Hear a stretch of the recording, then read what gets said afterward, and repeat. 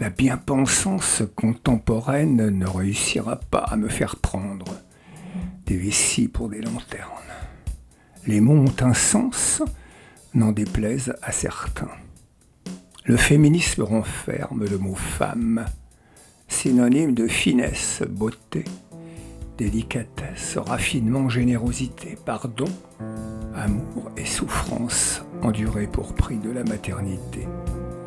Le femélisme est son exact contraire, bestial, sauvage, primaire, instinctif, frustré, car préliminaire à l'intelligence sociale et humaine. C'est la lionne, la chimpanzé, la panthère qui défendent territoire et progéniture, pas la femme.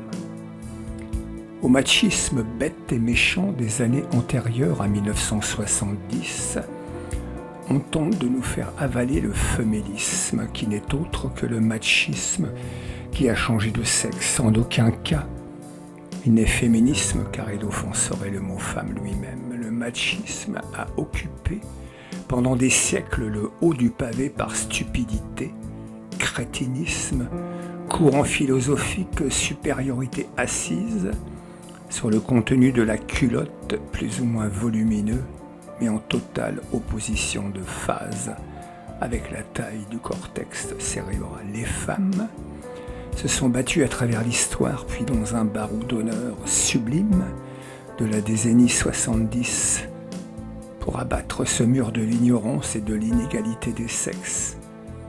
Rien n'est définitivement gagné, acquis, en particulier la justice salariale parfaite qui reste, à mes yeux, un immense obstacle à plus d'harmonie. Mais une race de sauvageonnes mal élevées tente de s'accaparer de façon exclusive le butin. Ce sont des femelles hystérisées sur un coin de cuisine mal essuyé ou de faculté universitaire intellectuellement immaculées, sans aucune connivence d'aucune sorte avec la réalité. Il s'agit d'une conceptualisation d'idéologie brinque-ballante qui amuse, distrait, occupe mais aussi fâche, irrite. Le mot femelle s'oppose au mâle, pas à l'homme. L'homme de nos jours partage, j'en atteste, pour la plupart le fardeau de la vie de famille et du couple, et c'est normal ainsi. Rien de spectaculaire sous le soleil.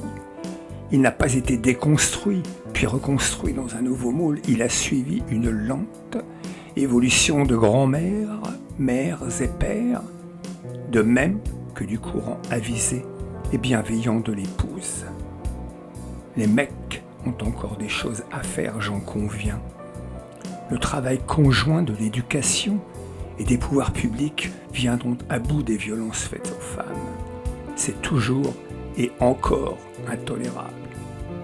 L'influence de la religion musulmane, véhiculée par sa culture dans notre société, injuste, inégale, surmachiste, oppressive, dépendante et méprisante vis-à-vis d'elle, n'y est pas totalement étrangère, dont acte. Mais le courant de haine de classe véhiculé par le féminisme n'est en aucune façon la voie à suivre. Il propose un choc frontal, anxiogène, ultra-violent car primitif, qui ne gagne rien, ne fait rien avancer car il éclate, broie, déchiquette, décompose et enfin faisande. Au mieux, il fait sourire, comme sa porte-parole de plateau de TV, au rictus de Kalachnikov malfaisant. Oh oui, Sandrine Rousseau. Au pire, suscite la honte et le mépris. La femme ne peut être réduite par ses égéries de basse-cour à des poules bonnes ou mauvaises suivant pondeuses ou baiseuses, pseudo-épanouies dans des tâches de seconde zone, gagnant des salaires indignes sous le prétexte que c'est par le travail exercé, hors du cadre du mal oppresseur et conjoint, que s'effectue l'émancipation. Le slogan rappelle un peu trop à mon goût le portail Arbeit macht frei.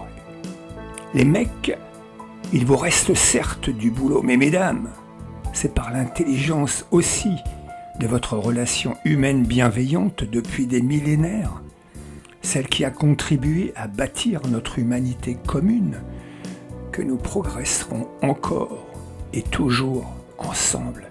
Sinon, la fin du contrat porte une appellation légale, le divorce, sans fleurs ni couronne, et surtout, sans violence.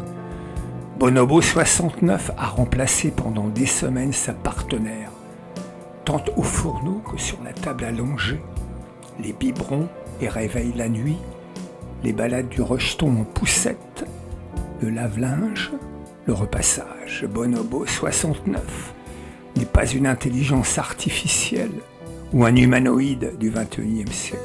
C'est un homme comme les autres, tout simplement.